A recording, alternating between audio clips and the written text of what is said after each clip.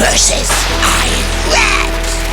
Begin! When the Enlightenment was standing on its final flimsy toe, everybody said just go with what you already know. I stepped in and rescued. The age of reason was restored. Your faculties are divided into two forms. One is intuition, when my fist immediately strikes your face, and understanding afterwards with concepts you place, giving identity both to your face and to my punches. This is called judgment. Now is judgment day. I have awoke from my dogmatic slumber with solution, and reversed us into a Copernican revolution. A philosophy, a reversal of the trend with which all philosophers after me would be required to contend. There are two worlds. The real one is called noumenal. You can think of it but cannot know it. It's the true form which determines how your consciousness picks up material, which appears but isn't real, is all phenomenal. If you wish to find conclusive evidence, stop it. You cannot see an object. You only see the process of perception, which distorts your vision, but you used to see. What is ethical, you ask me? Duty! Your respect for moral law must replace your inclination. The pursuit of what you want is reprehensible and dangerous, unless the thing you want is to be moral. Then you are permitted to enjoy your moral status. My categorical imperative supplies you with commandments and a purpose. We will all act as arbiters of ethics and its servants. Every action must be eligible as universal law, and together we'll build a kingdom of ends like never before. That was cute, Immanuel, but you saved the age of reason like a slave master saves his subject from the pains of freedom.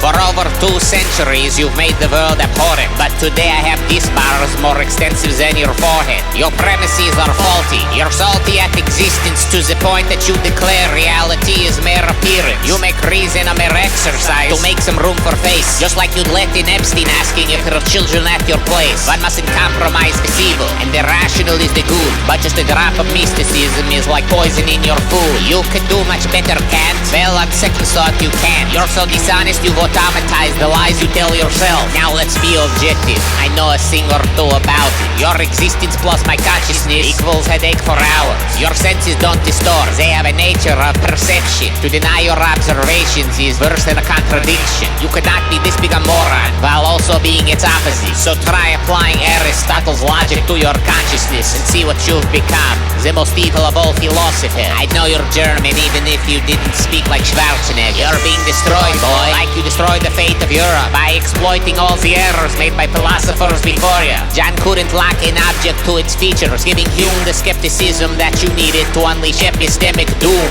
and separate reality from reason so deceitfully. You're like Plato on crack. He couldn't sing so low to things that man is deaf for having ears, blind for having eyes, and now men willingly march into gulags peacefully to die. An ethics of duty?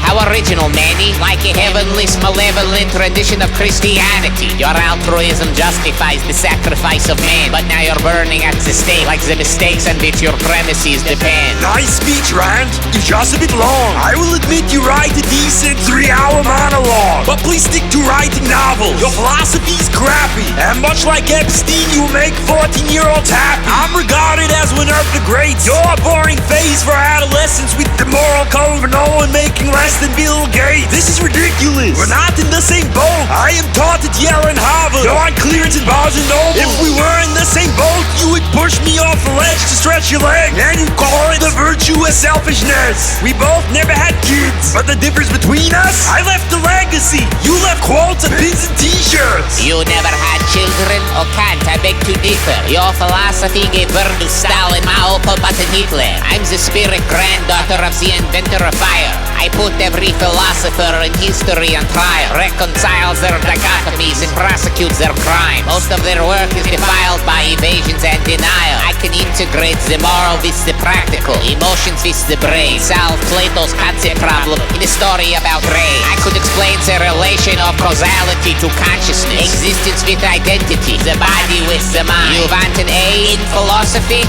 I'll give you 3. Aristotle, Aquinas, and I.